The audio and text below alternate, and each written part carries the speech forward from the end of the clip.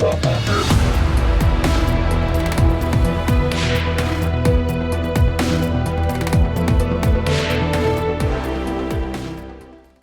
entretiens des patriotes, bonjour à tous. Ville à zéro émission, un débat impossible.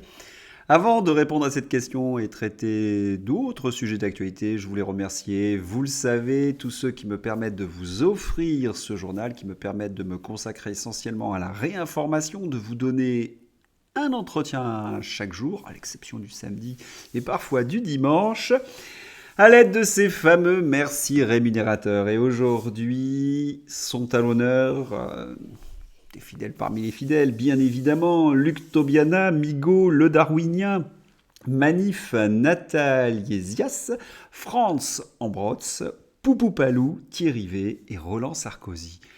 Je vous remercie tous du fond du cœur et je tenais aussi à vous remercier pour vos nombreux messages de soutien. Il ne faut rien lâcher. Vous êtes d'ailleurs assez inquiets. Après le 25 août, vous savez que Thierry Breton veut couper la tête à tous ceux qui ne respectent pas les narratifs de l'Union européenne, mais je vous rappelle que j'habite à Sydney, en Australie, que je dépends de la loi australienne, et contrairement à ce que pensent beaucoup de Français, l'Australie est beaucoup plus libre que l'Union européenne. Donc nous verrons, sinon il faudra peut-être migrer vers d'autres réseaux sociaux. Allez, vous l'attendez tous, la carte de Météo France. 28, 25 degrés dans le nord, les orages arrivent, l'anticyclone des Açores n'est plus aussi puissant sur notre pays et il cède la place petit à petit à une dépression qui arrive par le nord. Vous l'avez compris, c'est la fin des cris des réchauffistes. Ils vont un petit peu se calmer sous les frimas qui nous sont annoncés, puisque c'est un temps automnal dès lundi, et entre vendredi et dimanche, la fraîcheur va s'imposer. Oui, des températures qui seront en dessous des normales de saison. Alors, j'ai reçu pas mal d'attaques, puisque j'ai proposé une contre-argumentation. Certains pensent que le réchauffisme, c'est une religion et qu'il faut donc brûler tous les hérétiques. Il y a une dame qui m'a écrit en me disant que mes cartes météo étaient fausses, qu'elles étaient truquées.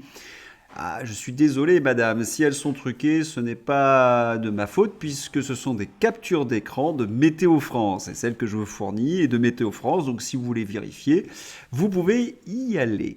Et puis, je reçois de plus en plus de ces commentaires très étranges. On va le lire, celui-là, parce que je le trouve très intéressant. Vous préférez faire confiance à des études scientifiques, qui sont d'ailleurs trop faciles à trouver sur Internet. Il faut juste avoir un minimum de connaissances scientifiques pour les comprendre. Ou à des gugus qui ne connaissent rien et donnent leur avis de manière totalement arbitraire et sans aucune étude ou argument sérieux à l'appui. Visiblement, sur cette vidéo, les gens ont choisi le gugus. Grâce à leur intelligence supérieure, oh, notez l'ironie, les complotistes ont compris que nous sommes tous manipulés, mais eux, ils savent, si ça leur fait plaisir. Les chiens aboient, la caravane passe. Vous allez me demander, mais pourquoi ai-je sélectionné ce commentaire ? Parce que je l'ai trouvé très instructif. D'abord, il est signé d'un illustre inconnu. Lorsque vous méprisez, vous insultez, vous utilisez le sarcasme, c'est beaucoup plus courageux de se cacher derrière l'anonymat. Vous comprenez ce que je suis en train de dire. Deuxièmement, vous remarquez qu'il n'y a aucun accent, à l'exception de manière, je crois. Ça, c'est curieux. On dirait que c'est tapé sur un clavier, donc anglophone. Il y a juste un correcteur orthographique qui lui a rajouté l'accent grave sur manière. Est-ce que cela viendrait par exemple de ces usines à troll financées par l'Union européenne, voire par l'ONU, puisqu'on vient d'apprendre cette information dernièrement ? Je vous laisse seul juge. Ensuite, il y a le contenu. Vous préférez faire confiance à des études scientifiques qui sont d'ailleurs très faciles à trouver sur Internet. Ah, je voudrais quand même m'arrêter là-dessus. C'est très facile de les trouver sur Internet. Et pourquoi est-ce très facile de les trouver sur Internet ? Est-ce qu'on nous les met en tête de gondole, si je puis m'exprimer ainsi, alors que lorsque je cherche de vraies informations sur le sujet, aujourd'hui, il m'est difficile de les retrouver. Est-ce que Google, Wikipédia ne serait pas en train de censurer tous les opposants du GIEC? Je crois que vous avez la réponse.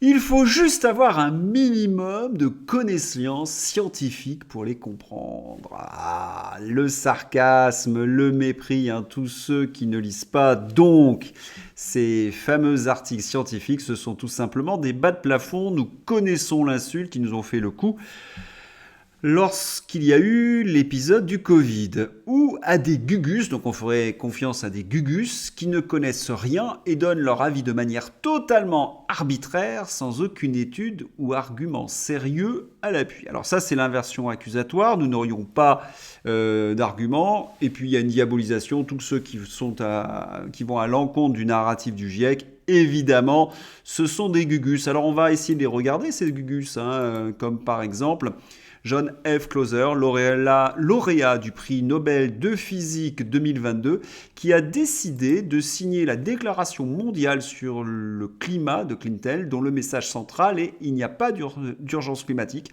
Et ils sont plus de 1500 chercheurs à avoir signé cette pétition. Il y a cette longue liste de scientifiques qui ne partagent pas les conclusions du GIEC. Il y a aussi le paléoclimatologue Ian Clark, dont je vous ai parlé dans une précédente vidéo. Alors, paraît-il que d'un côté, il y aurait des gugus et d'autres des scientifiques. Pour l'instant, les scientifiques qui ne sont pas d'accord avec le GIEC sont quand même des gens très sérieux. Et en face, est-ce qu'il n'y aurait pas des gugus au GIEC? Allez, on se fait un petit plaisir. On reparle de notre cassos préféré, le scientifique Christophe Cassou. Pauvre chéri, Cassou balance sur RTL que toute personne qui s'émeut de l'alarmisme climatique et d'extrême droite puis se sent harcelé. C'est-à-dire qu'il insulte, il refuse le débat scientifique et après il s'étonne que des gens ne soient pas très contents. Quand la gauche comprendra qu'elle est la plus grande pourvoyeuse de messages de haine avec son mot chéri facho, la France sera plus vivable. Bien évidemment, et cela nous permet d'ailleurs de nous amuser un petit peu. Vous connaissez tous cette façon de faire. Intellectuellement parlant, ça doit être reposant d'être de gauche. Tu as toujours raison, et quand tu as tort, c'est que l'autre est raciste ou fasciste. Vous imaginez cette inversion accusatoire? Vous refusez le débat et vous accusez ceux qui veulent dialoguer avec vous d'être des fascistes. Ils sont champions du monde, nos amis écologistes. Que devrait être le débat scientifique? Eh bien, il devrait ressembler à cet échange. Alors, il est un petit peu difficile pour un néophyte. Si vous voulez le lire, n'hésitez pas. Il y a donc un scientifique qui s'appelle George Kusken d'une université de Belgique. Il a donc affirmé ceci: la théorie du réchauffement climatique d'origine anthropique c'est de l'homme, est basée sur une seule et fragile hypothèse, l'existence d'un effet de serre qui n'a jamais été mis en évidence expérimentalement. Le monsieur qui s'appelle Stéphane lui explique que c'est faux parce qu'il y a des infrarouges et George Kusken lui répond, vous pouvez lire sa réponse et sa conclusion, d'où ma conclusion que l'existence d'un effet de serre n'a jamais été mis en évidence expérimentalement. Les gens sont courtois, ils échangent les arguments.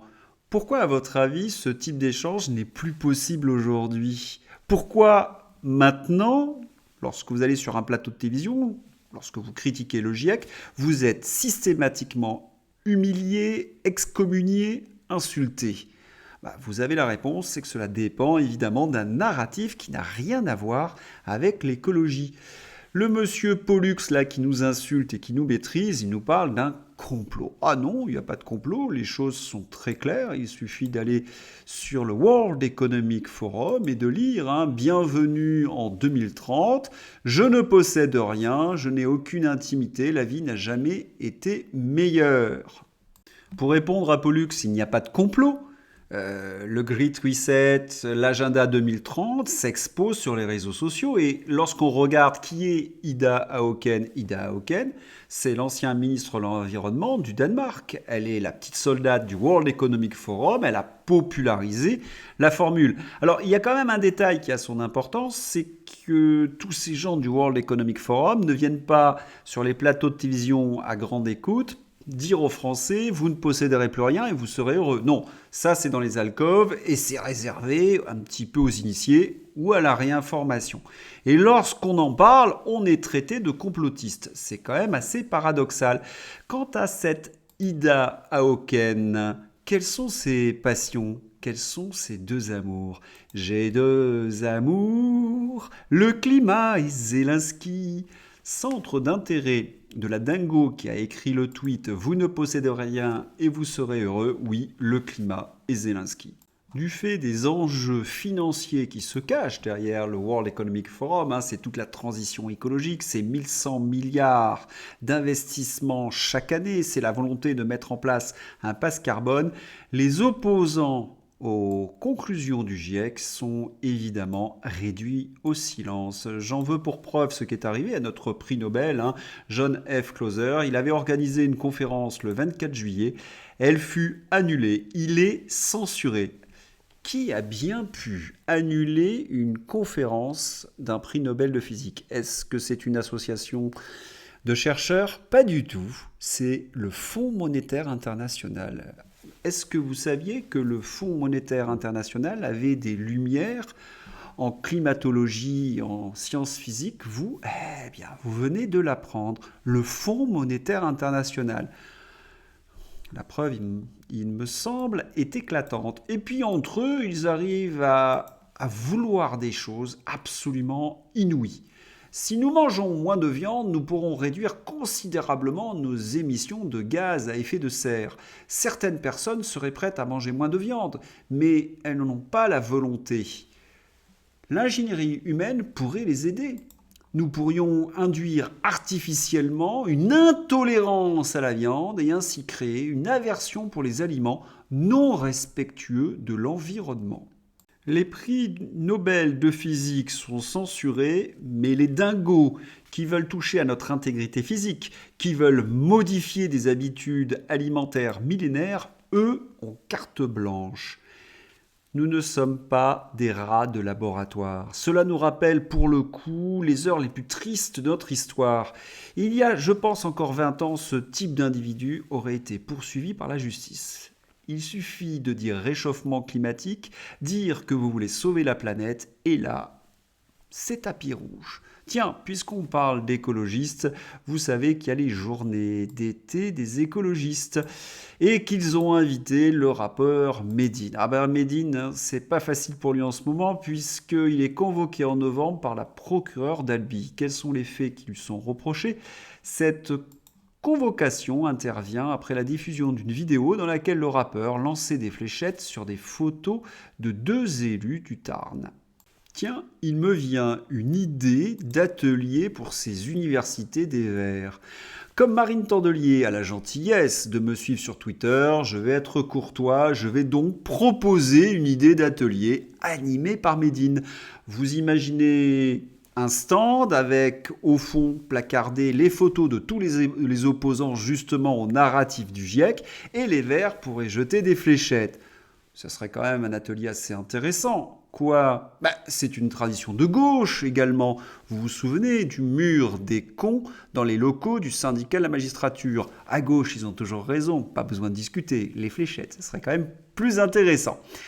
Et puis, les Verts discutent de la transition écologique. Au programme aujourd'hui à 14 h, retrouvez Cyrielle Châtelain, Eva Sas, Éric Coquerel et Boris Vallaud pour un atelier Financer la transition environnementale.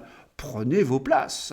La transition environnementale. Ah, les Verts, toujours dans le sillage du World Economic Forum. Vous savez que cette transition environnementale occupe le World Economic Forum presque exclusivement. Il y a déjà près de 1100 milliards d'investissements chaque année dédiés à cette transition environnementale. Croire qu'on manquera de financement, c'est assez énorme. Qu'est-ce qu'ils veulent? Encore des impôts payés par les Français et surtout les plus humbles? Nous verrons bien. Et puis, les invités, Éric Coquerel. Si j'étais Eva et Cyrielle, je vérifierais un petit peu le pédigré de ce monsieur. Il a quelques affaires aux fesses, sans faire de mauvais jeu de mots. Quant à Boris Vallaud, qui arrive là, dans cet atelier, la gueule enfarinée, c'est une métaphore, n'y voyez pas une allusion quelconque, Il fallait quand même oser. Député socialiste, énarque, ancien secrétaire adjoint de la présidence de la République, il a quand même participé à l'élaboration de très nombreux traités de libre-échange, il a toujours soutenu l'Union européenne et il vient parler de transition environnementale. Il manque pas d'air, ces socialistes. J'ai presque envie de dire, ce serait un peu comme un atelier de la petite enfance animé par Dany. Non, moi ce que j'aimerais que les Verts discutent, c'est ces fameux City RAS to Zero. Les villes avec zéro émission carbone. Mais comment fait-on pour arriver à zéro émission carbone? On a déjà une piste, c'est la suppression de la voiture. L'Union européenne en a déjà parlé. Mais croire que tout le monde pourra acheter une voiture électrique pour remplacer les moteurs thermiques, alors là, c'est une utopie, on sait que ce n'est pas possible. Déjà, vous n'avez plus de voiture, vous ne posséderez plus rien et vous serez heureux. Et puis ils ont décidé d'aller un peu plus loin, ils ont des projets ambitieux. Regardez par exemple sur la consommation de viande dont on vous a rabattu les oreilles, notamment Sandrine Rousseau. 0 kg de viande en projet ambitieux en 2030. 0 kg de produits laitiers. Adieu les fromages. Par contre, vous aurez toujours 2500 calories. Alors, qu'allez-vous manger? Des vers de terre, des plantes? C'est le futur qu'ils veulent nous imposer. C'est tout à fait effrayant. Est-ce qu'ils ont discuté avec vous de ce projet? Il ne me semble pas. Allez, je vais vous apprendre quelque chose qui va vous faire plaisir. La ville dans laquelle vous habitez est certainement signataire de ce zéro émission carbone. Et personne n'a discuté avec vous des ambitions de ce projet. Et qui sont les généreux organisateurs de ce genre de festivités? Eh bien, lorsqu'on regarde, on trouve toujours les mêmes. Les ambassadeurs du globalisme. Et on trouve par exemple Michael Bloomberg. Vous avez donc un patron de presse, un pilier du Parti démocrate, un milliardaire qui est derrière ce genre d'initiative.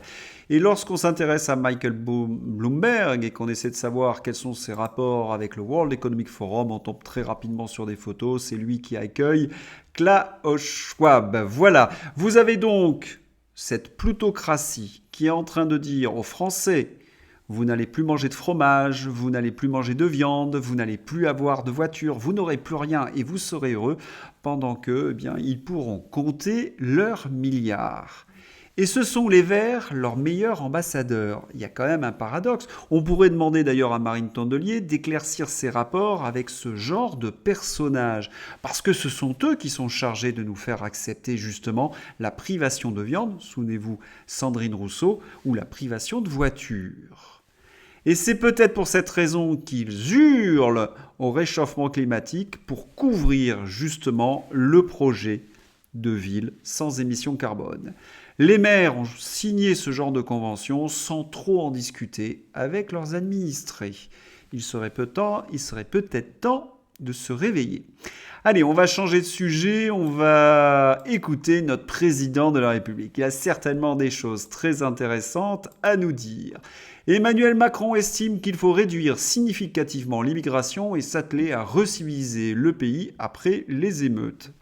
Ce n'est pas Emmanuel Macron qui veut répartir les immigrés légaux dans les campagnes. Ce n'est pas Emmanuel Macron qui a transformé nos frontières en porte de saloon. Ce n'est pas Emmanuel Macron qui nous expliquait au mois de juillet qu'il n'avait rien vu venir des émeutes des banlieues.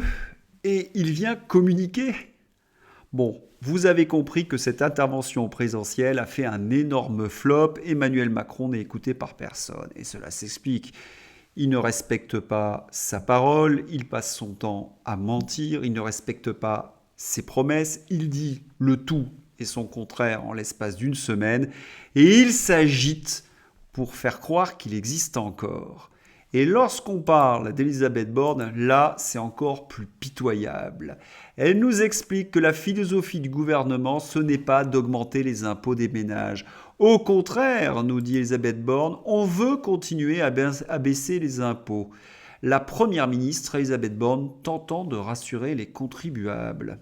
À ce niveau-là, c'est même plus une marche arrière, hein, c'est une désertion. Au mois de juillet, Gabriel Attal nous avait expliqué qu'il y aurait des hausses d'impôts. Bercy nous explique qu'il y a 3 jours qu'il y aura des augmentations de taxes. Il nous livre des pistes. Et là, Elisabeth Borne nous dit exactement le contraire. Et pour quelle raison? Eh bien, ce sont les LR qui ont expliqué au gouvernement que s'ils augmentaient les impôts, ils votaient la motion de censure du 49.3 sur le budget. Et voilà, ils font marche arrière. Le gouvernement est dans une situation de telle faiblesse qu'ils ne peuvent même plus suivre les recommandations de Bruxelles. Ça ne peut plus tenir. Vous êtes d'ailleurs très nombreux à m'expliquer qu'Emmanuel Macron restera jusqu'en 2027. C'est d'ailleurs ce qu'affirme Emmanuel Macron. Je resterai jusqu'au dernier quart d'heure de mon mandat. Mais bon, c'est la parole d'Emmanuel Macron. Mais vous imaginez sa situation de faiblesse, que même un Sarkozy vient lui mordre les mollets. Oui, Sarkozy, l'homme qui a 10 000 procès aux fesses. Et vous avez la succession maintenant d'Emmanuel Macron, Darmanin, Édouard Philippe, qui sont en train de s'affronter. Emmanuel Macron est mis hors jeu. Est-ce qu'il pourra rester? Eh bien, nous le verrons. Allez, c'est le temps de passer à la page internationale. Les journaux titrent, vous le savez, sur la mort de Prigojine, ce que l'on sait du crash de l'avion qui a causé la mort de Prigojine en Russie. Eh bien, on ne sait strictement rien, chacun y va de sa petite analyse. Il n'y a que des hypothèses, elles sont toutes contradictoires par ailleurs. Je préfère donc parler des choses véritablement importantes, c'est-à-dire le sommet des BRICS. Le monde est en train de changer et on communique sur des choses vraiment accessoires. Le groupe s'est en effet accordé, et ce n'était pas facile, sur les conditions d'un élargissement. Les pays veulent échanger dans leur monnaie locale, ils veulent sortir du dollar et la Russie prendra la tête des BRICS en 2024. Est-ce que cet accident arrive pour brouiller l'écoute des Occidentaux, justement, pour pas qu'ils s'occupent de ce type d'informations? C'est une hypothèse comme une autre. Ce qui est certain, c'est que lorsqu'on veut être informé des événements des BRICS, en France, c'est très compliqué. Les journaux ont tendance à censurer l'événement. Est-ce que c'est parce qu'Emmanuel Macron, qui a voulu y être invité, a été chassé comme un laquais? Là encore, à vous de juger. Allez, on va terminer sur un dessin qui résume bien la situation. Vous m'en parlez tous. Thierry Breton, le 25 août, veut mettre en place une censure. Eh bien, ce dessin, je le dédie à Thierry Breton. Il essayait de critiquer le système actuel avec lucidité et intelligence, et ce sans violence, tout en conservant son optimisme et l'amour de la vie. Oui, les gens qui aiment la liberté, la démocratie, le débat seront peut-être stoppés. Voilà, si vous avez aimé ce journal, n'hésitez pas à le soutenir, à le diffuser sur d'autres réseaux sociaux et je vous souhaite une excellente journée. Au revoir.